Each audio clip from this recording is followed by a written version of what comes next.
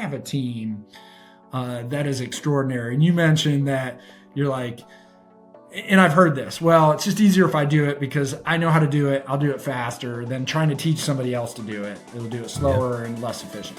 I now have a team that almost across the board does things better than me. So there are many times where I'm like, no, you got it. And I tell you what, it is a high point in my career when I start looking around. Like I had a speaking engagement the other day that one of my key leaders led, and I was listening to her.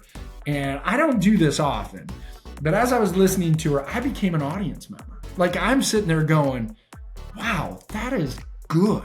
And I'm literally thinking and taking notes and go, oh, wait a minute, I'm also a part of this. And I think that's, and if I could share that with any of your listeners, is that when you're fully able to transition, meaning totally able to trust, and look, people will let you down. They will make mistakes. They will not do it as well as you. But when you're able to gift that, it's not only a gift for that individual in a leadership development, professional development opportunity, as you're saying, it's a true gift to you because that has a multiplier effect. When I am able to truly, I try and protect my Fridays as kind of this dream time.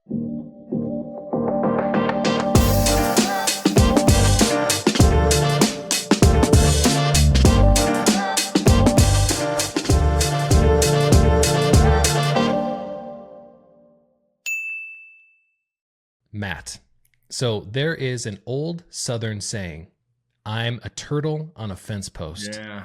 I saw that in an interview you did, I think 3 or 4 years ago. Yeah, good research, man. Yeah, and that's true for everybody. It's an old saying that a turtle doesn't get on a fence post by itself, right? That somebody obviously placed it there.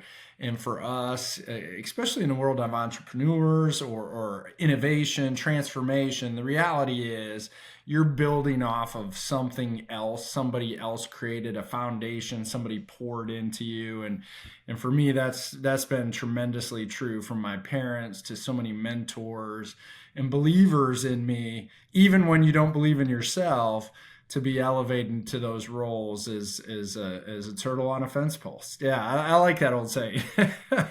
I thought that was a great place for us to start.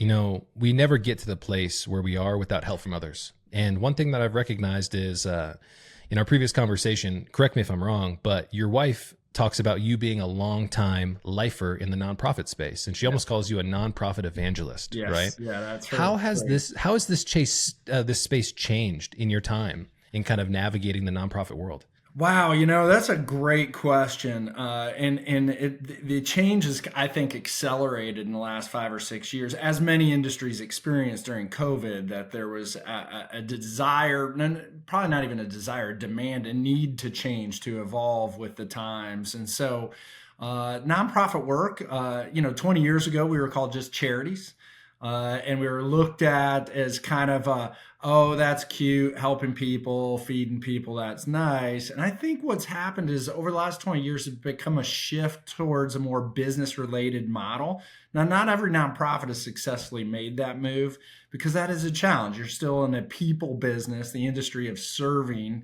But at the same time, we do have a bottom line that's an issue, and we have desired outcomes we want to pursue. And so there has been a strategic evolution, I believe, in the nonprofit sector that shifted to a more focused or directive approach to trying to pursue specific outcomes. You talked about this currently being, you being the CEO of United Way in the Knoxville area as kind of like your third transformative role in leadership, which I thought is amazing.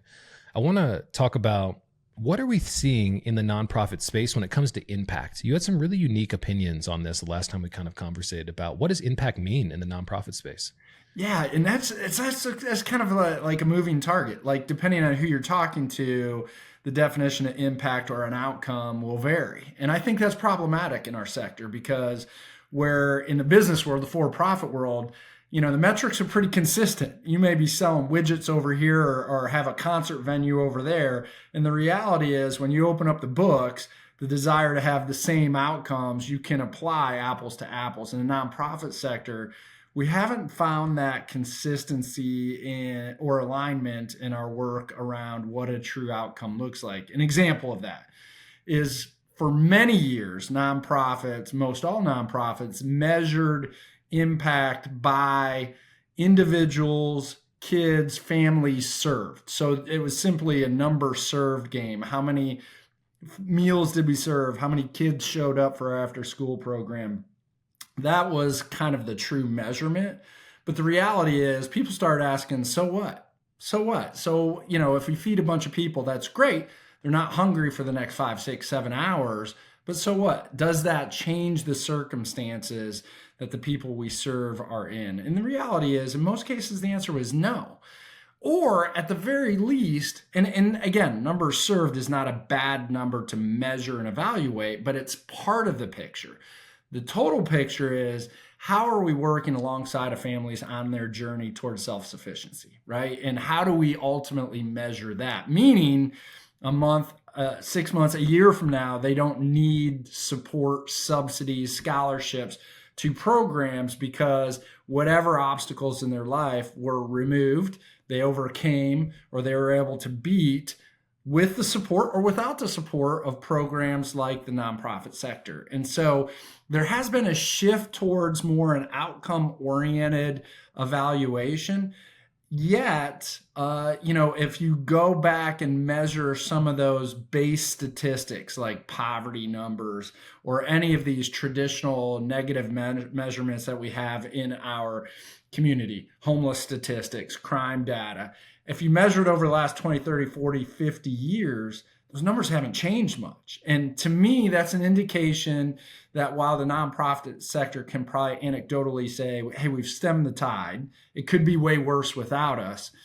I happen to be one of these nonprofit leaders that I don't want on my tombstone to say, could have been worse, right? I mean, that's not the goal. You really want to leave this work and say, we accomplished, we solved, we did the thing that really changed people's lives forevermore. And I think as the nonprofit sector, both internally is making that adjustment to more outcome-driven data with true outcomes, evaluating programming, I think there's also external pressure that donors are starting to ask, hey, if I'm giving you money year over year, what's changing? Or as we like to say, the so what question, you served 1,000 people. So what? Did my money make a difference? Did it move the needle?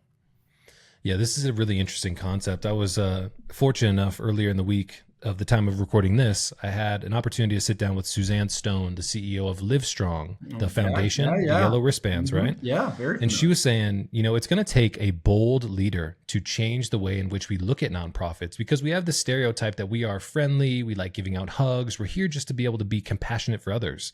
But we have to reevaluate what impact looks like. But she said, that is a very scary place for a lot of people who have job security and continuing to turn the wheel. What do you think about that? I agree 100%. In fact, I've been having this conversation a lot lately. And in the industry has become an industry of itself, right? So I have payroll I've got to meet. I got staff. We got HR. We're doing all the work of every other business, which I think traditional nonprofits makes our work even harder. That dual bottom line of both the financial bottom line as well as our mission bottom line. But the reality is that organizational bottom line can be a real pull to where your goal is to serve so many meals every month. And that is the indicator of success. I think most people would say, well, actually, isn't the indicator of success a reduction in meals served over time and eventually there isn't a need for that program? I think theoretically nonprofit leaders say that all the time, but I think it does take some boldness to say, I truly want to work myself out of a job so that 5 years from now, I've solved this issue and I'm on to the next challenge. And while there are a lot, and I get to work with a lot of nonprofit leaders that have that vision, it's hard in the day-to-day to keep the motivation to move towards that type of bold goal. I like to bring in a conversation in this. It's like, when we get our goals correct, they are a finish line. They're a checkpoint or an event, right? But when we get them wrong, they turn into a horizon. We take one step forward and they move one further step away. How are we trying to land ourselves in the framework of we have to show up every single day and do this good work? but it continues to seem like the game that we're playing is almost a horizon that keeps moving farther away from us. How do you stay grounded in this process? That's the challenge, right? And I think, and right now I have a lot of friends all over this country that are in CEO roles or executive director positions, and there is some nonprofit leadership fatigue around this, because it does feel like the goalposts keep getting moved, right? The goals get shifted. We have an accomplishment, we take a step forward, and then on another front, we're taking two steps back. And I think this is an era that is increasingly more difficult. I will say what I'm seeing also is, in the midst of that, we're starting to see that true innovation bubble up. Meaning, the more the challenges, the greater the crisis, right? Crisis is, what is that saying? The crisis is always the birth of new imaginative ideas and ideations. I think the pressures that we're feeling also create an opportunity for nonprofits to be more innovative. Because the reality is, historically, the nonprofit model doesn't reward innovation. It actually de-incentivizes innovation, right? So what I mean by that is a nonprofit leader that tries a new idea, not sure if it's going to work or not, and it doesn't work, can really shed some donors, can make some partners frustrated, can get key stakeholders to walk away. Whereas in the world of entrepreneurship, there is no such thing as failure, right? There's success and learning. And the truth is, the nonprofit world should also be in that space.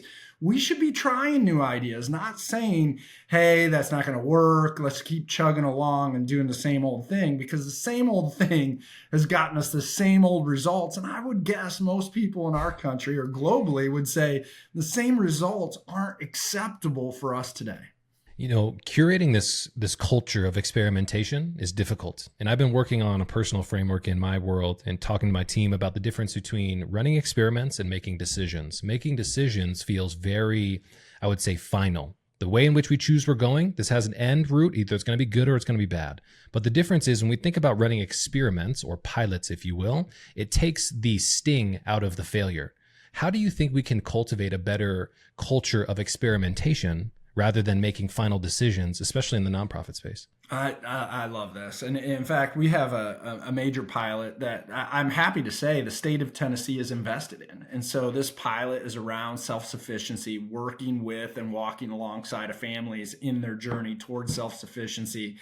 And it's really exciting because the state has themselves called it a pilot and invested money in it. Now, the question is, do we properly evaluate it, right? So that's a question for all nonprofits. If you're running a pilot, you've got to say, hey, if we're going to do this, let's make sure we understand that it works, that we then have the data to support that. Because once we find a formula that can work or be customized or scalable, then we really want to increase investment in that. And I think sometimes we make a mistake. I'll give you an example on this that I've heard nationally, the entire basis of universal basic income, which I know is politically a hot potato, but it's an interesting element of this. Universal basic income has been tried in zip codes all over the United States.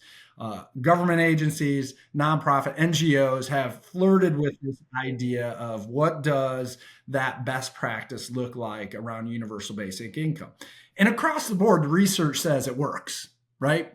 And yet you'll see today, tomorrow, somebody will announce another pilot to try universal basic income in another community. At some point, that data has to be taken seriously as a true point of impact or outcome. And then the conversation is, all right, if we know this works in different circumstances, in different geographies, with different people, how do we scale up in a way that makes sense to really elevate families? A different example of that, and this is somewhat controversial, Keenan, so I apologize. I'm bring it. Let's go. I use this example all the time. The DARE program, right? We all know somebody, or we ourselves have gone through the DARE program. 5th grade, yes, I was as well. And it's, that Reagan era, Nancy Reagan, just say no, that philosophy that bringing a police officer into the schools just makes sense. And it does. Anecdotally, that makes sense. So that which was birthed in LA, in the LA County Sheriff's Office, and it worked really well in LA. In fact, they researched it in LA, And it did really well. And then they scaled it across the United States without evaluation, without true data analysis. What happens on the other side of that is 10 years later, haven't been evaluating it. A couple higher ed institutions say, man, this DARE program's everywhere. All these fifth graders, we should do a broad-based evaluation to see if this stuff is really having an impact. And if so, how much? So it wasn't everywhere, but it was most places. So they got some really good study results between kids that went through DARE and kids that did not go through DARE.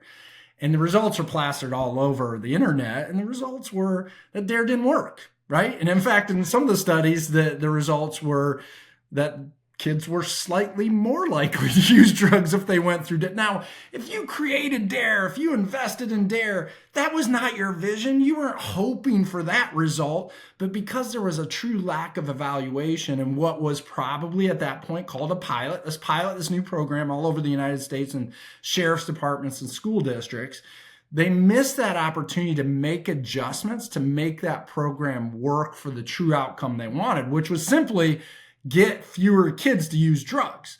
Now they have a program that's 10 years old all over the country that questionably increases the drug. Now, I'm not judging you, Keenan, and I'm certainly not affected by that. And all of your listeners that were in the DARE program, they're like, I wondered what my problem was. That's not what I'm saying. But I think what that is a testament to is the importance of not only piloting ideas, but make sure we're truly evaluating and make sure they work. First of all, I was my fifth grade class candidate. I won the DARE competition. I remember talking about my speech in front of the entire fifth grade class and saying that I was going to be a baseball player at the University of Miami and I was also going to play football there. And that always stuck with me. So I'll remember that about DARE more so than anything. This reminds me a lot of, in our previous conversation, I told you about an experiment, right, of 4 monkeys who were climbing to the top of the ladder and grabbing bananas.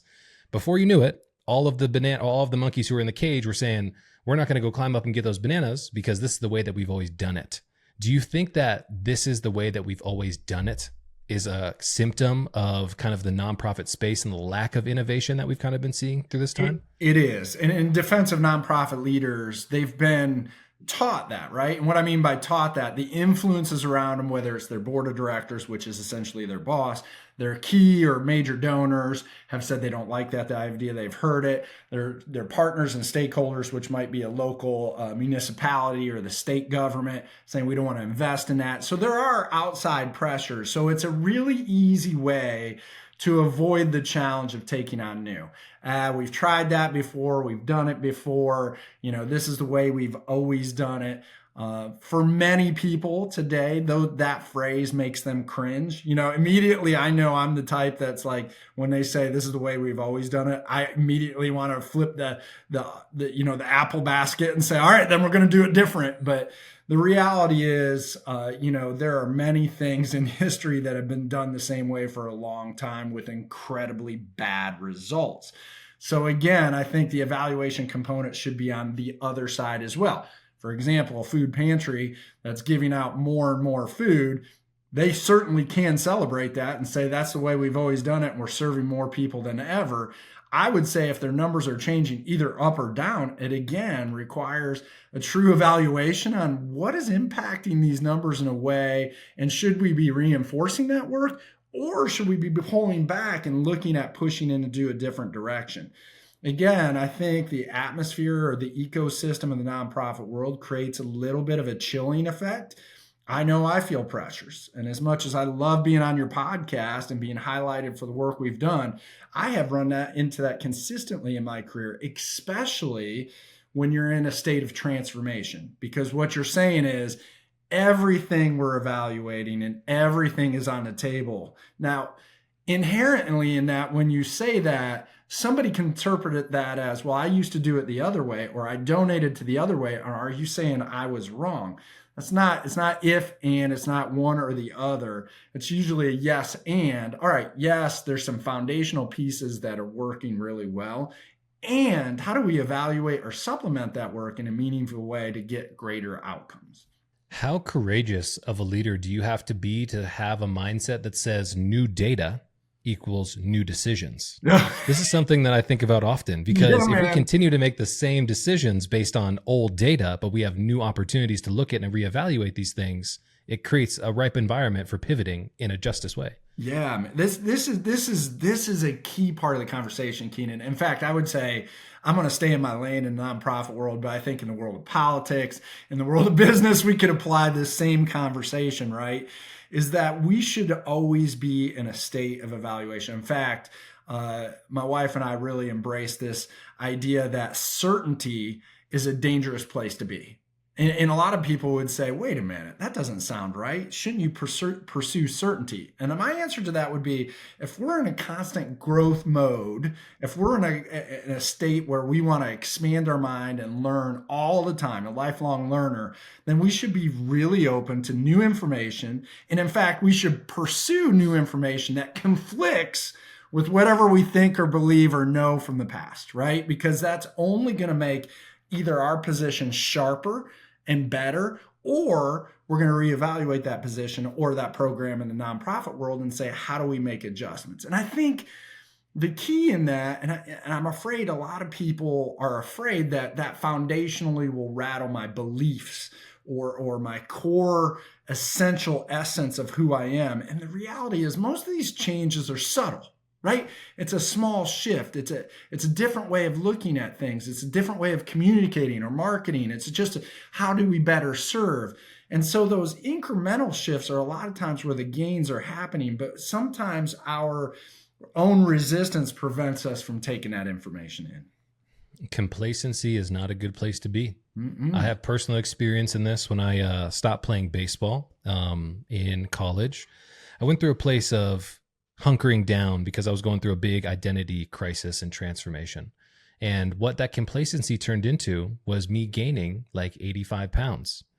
Now, I know that you, as an avid runner, have lost about 100 pounds in the consistency of running. And I'm guessing that that came from an inflection moment that you can share the story if you'd like to, where you had to look yourself in the mirror and say, have I been being complacent? I think it's time to take bold action and make changes in my life. Yeah, man.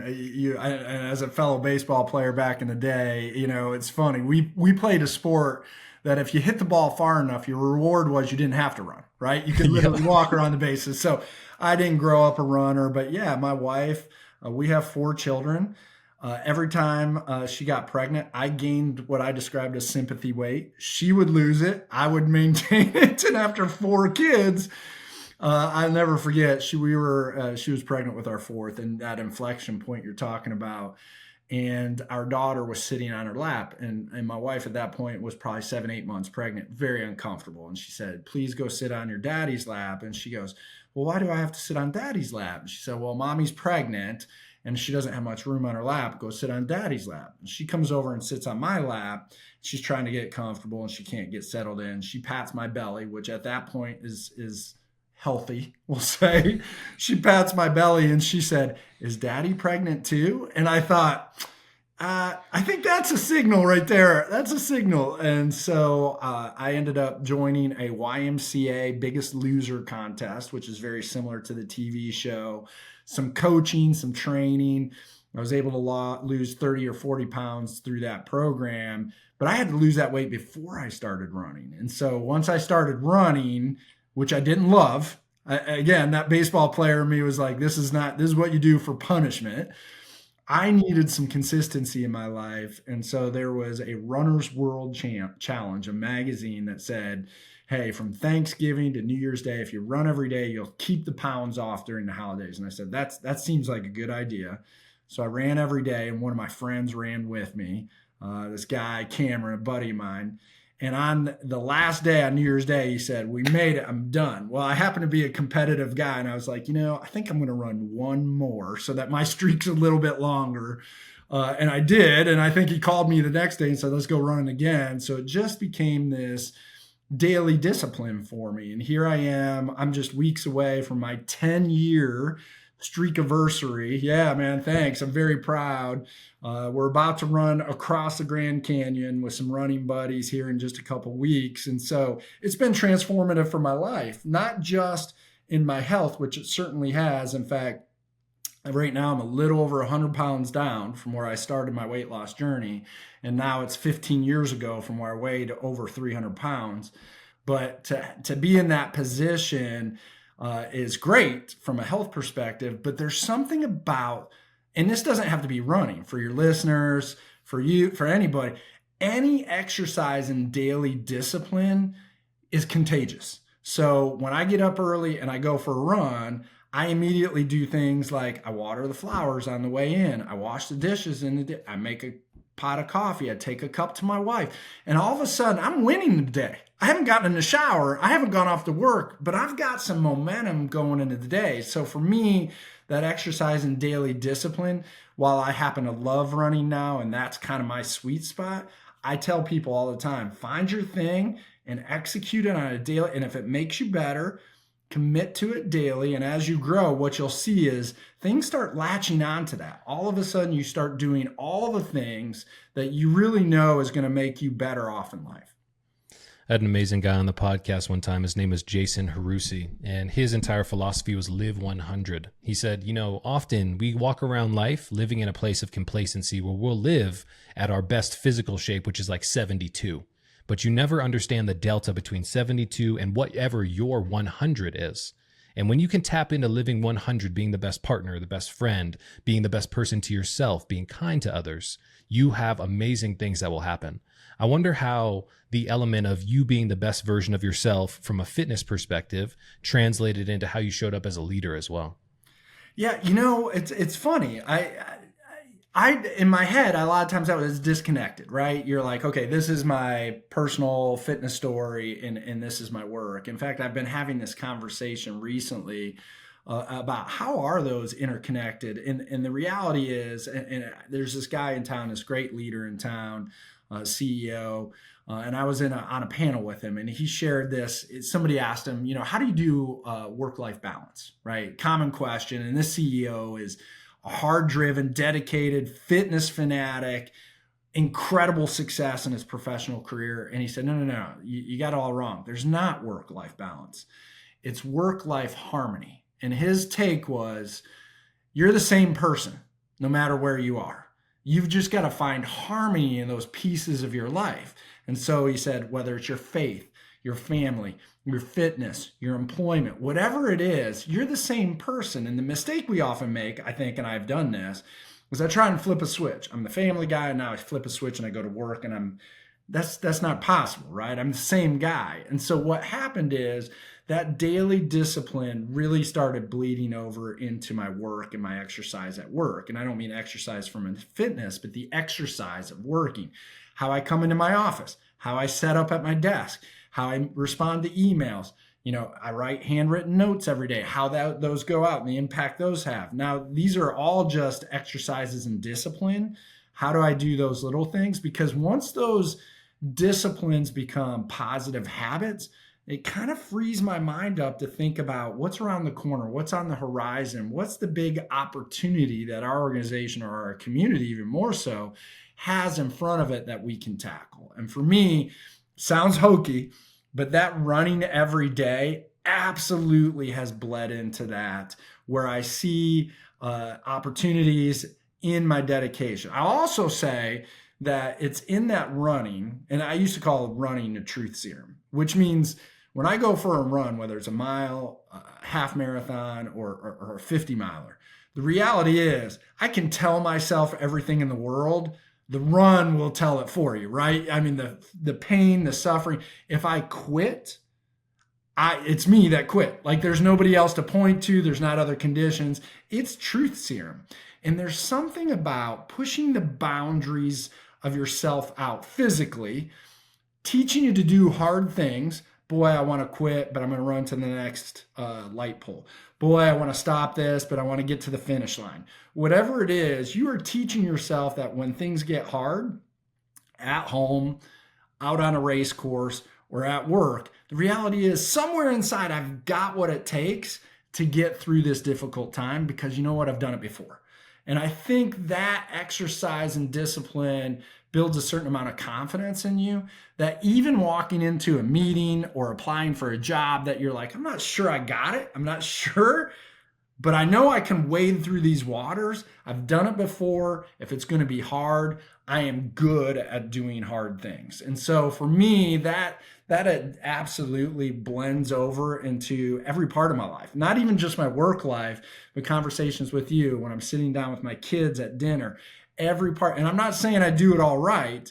I don't. But the one thing I have confidence in is that I'm not going to quit. Right? I'm going to mess the conversation up with my daughter, and I'm going to have the ability to say the hard thing is going to be to apologize to her right now, but I've done hard things and I can do this, and it's a good outcome for our family. So for me, that exercise in running, and I know this sounds like you're like, dude, you're just going for a run. And that's true too. But the reality is, for me, so much time out there thinking and strategizing and seeing how this affects my life, it really has transformed everything I do. It's interesting where we find the biggest opportunities for growth and the magic, if you will, is in the stretch of holding ourselves accountable and pushing ourselves a little bit farther than what we think we can. It's almost like we become the CEO of our own lives, where we have to hold ourselves accountable to kind of live up to the reputation that we give for ourselves. Yeah, I love in running. There's always the saying, you never know how much you can do until you push yourself to the limit, right? And so the reality is, every time you have a success, if you run a half marathon, you're like, well, I did that. That wasn't my limit. Clearly, I made it to the finish line. What's a marathon look like? I think the same is true, like you're saying, in work, where you're like, I have never done a grant application. I've never written a grant application. Well, the easy answer is, let's find somebody to write it that's done it before. But the challenge of the stretch, as you said, would be, I'm going to give this a go. I'm going to learn as much as I can. I'm going to study. I'm going to apply those skills, and let's see how this turns out. And in that stretch, you're like, that's where the gold is, right? That's where that magic is in that stretch, where you're like, you're seeing in yourself skills that you may not have known were there, but it's not our natural tendency. Our tendency is to shy away from that because there is a risk of failure. Again, going back to that conversation, nobody truly wants to fail, but the reality is, it's in those failures, as a lot of people call them, where their learnings happen. So get out there and do it. In fact, I had a friend that once said, I'd never do a race if I didn't know I could finish.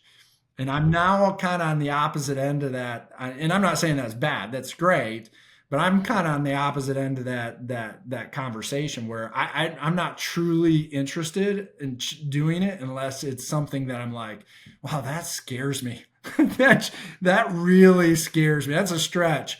And it's kind of like, I can hear it in my brain, even having done all that stuff over the years, that when I start going, man, I don't know if I can do it, I can hear the noise in my brain going, go for it, go for it, go for it. And I love living in that space, man, because like you said, that's where the stretch happens. That's where the magic's at. Would you be surprised if there was actually a part of your prefrontal cortex that actually gets stronger in making tough decisions? There's a part of our brain that literally is designed to keep us from doing things. But the more we do tough things and we overcome that little voice in our head, the stronger that piece of our brain actually becomes, which is really kind of profound to think about, how it's momentum, like you said, that kind of rallies into you being able to make these tough decisions and have those tough conversations. Even saying, you're sorry to your daughter is a great example of that. It's really interesting. And I love that. I have no doubt. It's just like any muscle in your body, right? If you're training it, it gets stronger. And for me, that's I love that. I love that part of challenging ourselves. I want to get really selfish with the rest of the podcast here and kind of dive into your leadership philosophy. So we're in our third, I would say, season of transformational leadership. Yeah. If you could go back to the first transformational leadership opportunity, or even before that, and sit down with Matt and give him some advice about how to be the best leader possible, what would you say to him? The temptation is to say, don't do it. But that wouldn't be it. That wouldn't be it. I'd say go for it. I would say work really hard to bring more people with you. I think mistakes that leaders that I've made, I can't speak for all leaders. The mistake that I've made is that I have a vision, an idea, and I believe in it, and I go hard charging after. And sometimes you forget to bring people along with you. And those people are the key to really making it happen. The reality is, turtle on a fence post, you're not going to do it alone, right? You really need the support of the people. So being able to cast vision might be as important as leading people towards that vision. So I think one, I would tell myself, make sure you're bringing people along for the ride. Two, I would try and communicate how hard it's going to be, right? And that there's going to be moments of real self-doubt, of questioning the vision, but to continue to trust that and to understand another saying I love in the running world, it doesn't always get worse, right? There's those times where it's bad and then you get another piece of bad news and this and you're like, it's just all going downhill. It doesn't, right? It turns. And so I think the ability to share, hey, it's going to be hard and that's okay, right? That's a part of this process. And the last part is, I think where I've disappointed myself historically is to make sure that you have the courage to have that consistent conversation. And what I mean by that is, I was a Enneagram 3 personality profile, woo, whatever you want to call it, and Strengths Finder, all these personality profiles. It's a great fundraising skill to be able to parrot or mimic or just make people feel good in conversation. And I was gifted with some of that. The unhealthy side of that, however, is that by pleasing others consistently, making them feel comfortable, you are essentially giving pieces of yourself up. And it doesn't take long before you start looking in the mirror and you're like, I'm not even sure where I stand anymore. And look, I've been on that road. I've said that. I've had to challenge myself. I've had to take my own type of sabbatical to step back and say, holy cow, have I really gotten off the rails here? So I think that self-care, that self-check, self-awareness, whatever you want to call it, is the last thing I would say. Something that I'm still working on, still challenging myself with, is how do I get better at that work-life harmony, as I heard. I want to reverse a little bit. We talk about the first example you gave was to bring more people along with you. I'm wondering if there's an element of when we're a high achiever and we want to do great things, we often feel like we are the only person who can execute on this vision that's going to help us get there. I'm reading a book right now, actually right here. So everybody who's tuning in can watch this. It's called Buy Your Time Back by a guy named Dan Martell. And he talks about Pareto's principle in here. He says, one of the best things about being a really impactful leader is being able to divulge trust into others for them to execute on your vision. Now, nobody from your perspective is going to be able to do 100% as good of a job as Matt is. But if you can find somebody to do 80% of that work, that is 100% awesome because you can focus on the higher leverage tasks. So early in your career, do you think maybe you had a little bit of a trust issue in putting time, I would say, investing into other people, which is completely natural? Keenan, is there an invoice come? I feel like we're doing a therapy session here. I think you're nailing me. Yeah, absolutely. And two things. One, I would have a particular vision, and I wasn't always great at communicating. I have it in my mind. It was kind of like a puzzle that wasn't quite put together, but I had the picture in my head, and so I was. The other thing is, I have a pretty high pace. So I'd be like, let's go, go, go, go. And that also wasn't always the right pace. But yes, immaturity, ego, ambition, all that is probably wrapped into some of that.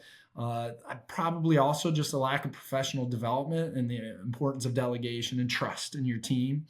I'm at a stage right now, and I couldn't be happy right now. I have a team that is extraordinary. And you mentioned that you're like, and I've heard this, well, it's just easier if I do it because I know how to do it. I'll do it faster than trying to teach somebody else to do it. It'll do it slower and less efficient.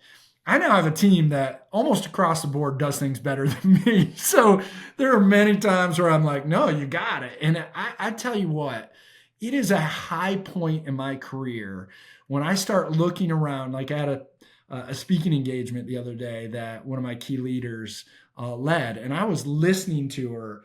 And I don't do this often, but as I was listening to her, I became an audience member. Like I'm sitting there going, wow, that is good. And I'm literally thinking and taking notes and go, oh, wait a minute, I'm also a part of this. And I think and if I could share that with, any of your listeners, is that when you're fully able to transition, meaning totally able to trust, and look, people will let you down. They will make mistakes. They will not do it as well as you. But when you're able to gift that, it's not only a gift for that individual in a leadership development, professional development opportunity. As you're saying, it's a true gift to you, because that has a multiplier effect. When I am able to truly, I try and protect my Fridays as kind of this dream time. I call it my email catch-up time, and it is that. But the reality is there's a bit of just dreaming and envisioning, what's this look like 3 years from now, 5 years ago? This opportunity has presented itself. How do we think through this? When I am able to break away from some of the other stuff and give it to, quite honestly, on my team, somebody is better at it anyways, and free myself up, it has this multiplier effect. It's good for them, it's good for me, and it's ultimately good for the organization. Everybody starts churning out. And so I'm a big believer that when you give people the opportunity to elevate, more often than not, they'll rise to the occasion. I think a lot of times it's us as leaders that kind of hold people back. And I probably still do that, where I step on toes and I take a meeting and I should have invited somebody because they had a lot to contribute, but I was hard charging ahead. I'm trying to get better at that. But yeah, the reality is, in my development and evolution as a leader, I've gotten much better, I think. I've become much more hands-off than I was 10, 15 years ago, where I was much more hands-on. Now, probably a critique is sometimes I can be really hands-off, because I think people learning through their own mistakes is many times a great learning opportunity to coach them through. So to give those full opportunities for me is a great gift. And it sounds like I'm gifting you this opportunity. It truly has been a gift for me as well. So yeah, growth is often in delegation. I agree. Part of what you also said was, being able to communicate how hard this is going to be. One of my favorite examples of this is the CEO of NVIDIA, the microchip company, just cost $1 trillion in market cap and all that kind of stuff. He said, one of the things that I've done justice by in talking and building culture in my team is we have a saying that there will be pain and suffering along this journey. Because one thing that we've all recognized is the harder we work and the more we apply ourselves to tough problems, the reward is that much sweeter. What do you think about there will be pain and suffering kind of in the culture in a positive way? Yeah, I have a buddy here in town that we actually use the phrase pursuit of pain. Like, we should truly pursue discomfort. And that's easy to apply in fitness, right? That most fitness exercising, most people would say it's not comfortable, right? There's a point to that. I believe that's equally true in our work, in our business, in our planning, in our discussion, and challenging ourselves. Doing the hard thing almost always makes us better. Now, somebody listening go, I did a thing the other day, it was hard and it was terrible. That is true too. But the reality is, again, that growth can happen in those stretch times, but we often have to pursue those opportunities. And that's the hard part, because not many people go out to the front door and slam their hand in the door and say, all right, we're trying to grow here. That's not what we're talking about. But many times when you're talking about that opportunity on the horizon, something that's out there that nobody else is talking about, that you as a leader intuitively know there's something to this, the easy answer is the road well traveled, right? The opportunity lies in that road less traveled. And we know that means I might be bushwhacking. It might be I'm explaining myself. I'm putting myself at risk, whatever it is. But to your point, that's where the gold is. That's where the magic happens on the other side. The last point that you talked about there was appeasing others. I had a conversation just today, actually, with an amazing CEO, a young dude, 37 years old, named Kevin Irvin. Now, one thing that he talked about was, because he's been so young and he's been so successful in his business, he works in a community-based organization, education advocacy, where he's helping, students apply to schools and do all this other amazing work. He said, Keenan, very earlier in my career, I found myself being incredibly good at code switching. Code switching was described to me as the idea where I have to show up as a different person in different environments, because I'm in charge of fundraising as a CEO. I'm doing all this stuff. He's like, one day I came home after inviting my wife to an event, and she said, you talked about golf like you knew what you were doing. You've never played golf in a day in your life. And he said, I have to show up how I want to. And his wife said, if you're truly showing up as who you truly are, you shouldn't be switching up who you are. And he said, in that moment, I recognized that I was code switching because it was a necessity for me, but it was a way for me to fit into these different rooms and what I thought people wanted to see out of me. And my wife had the luxury of showing up as herself consistently through life. So do you think that people appeasing element is almost, not in a negative way, but maybe because we're not showing up as our full confident version of ourselves to be able to speak our truth in those moments? Absolutely. And I think it also goes to, not something I'm necessarily proud of as character, but what do other people think about me, right? And so how do I position myself in a position that's likable? And as I said, as a fundraiser, that can be a really good trait, but it can be, as you described, code switching can be very unhealthy over time, right? And a buddy of mine used to use this phrase, proximity changes perspective. And when I really adopted that, meaning if there's a population, a leader, if there's a colleague, and I don't understand what they're going through, I don't understand their position on the world, they make a weird political stance, whatever it is, that is, my approach shouldn't be to step back, but it actually should be to lean in. I should get closer to change that proximity, break bread, sit down with the individual, because in my experience, that is where real growth happens. And what's exciting about that is when you have those authentic conversations, you really get to know their true self, right? They will share what they think and why they're thinking it. And in that exercise, in that process, oftentimes you'll find connection points, even though you might say, I don't know how we could be more different. You start off with small talk and you realize they have 2 kids and they're struggling with their 2nd grader because they have anxiety about going to school. And you realize your 5th grader has the same anxiety. All of a sudden, that whole conversation switches, right? Because now you have some similarity in your background. Proximity changes perspective. And I think that perspective for me isn't me creating a person I think they want to like, or a person that they will be entertained by, or somebody that they can trust to give money to, but rather it becomes an authentic relationship where they know my heart, my spirit.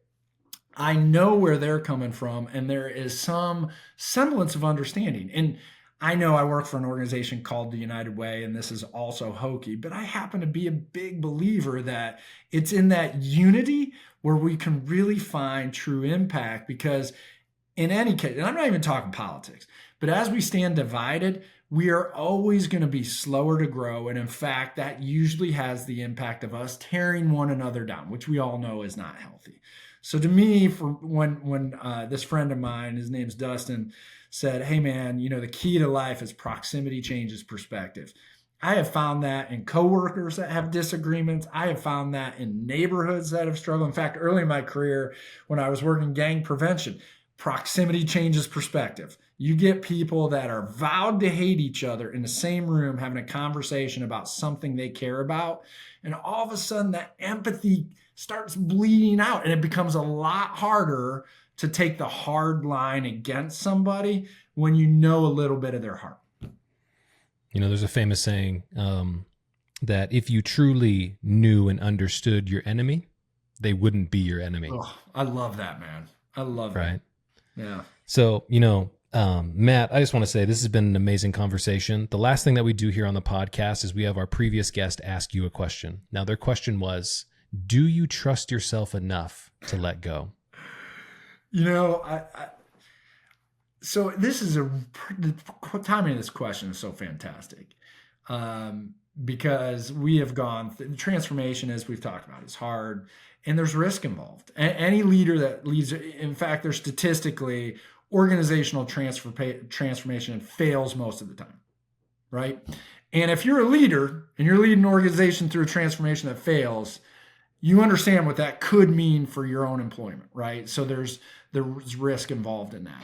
And so I would say for a bunch of my career, as much as I might have called myself a change agent, probably not. I didn't fully trust myself. Like there was always some hedging on How do I manage? What's the exit route? How do I manage a disappointment or failure?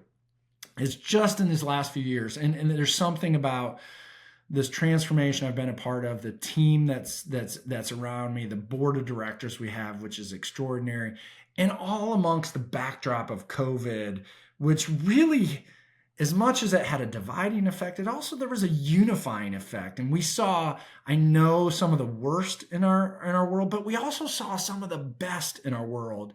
And so for me, it's just been the last few years where I have become very willing to say, yeah, I'm all in. It's okay. Wherever this leads me, it's going to be the right result because we're going down the right road for the right reasons, even when we're facing resistance.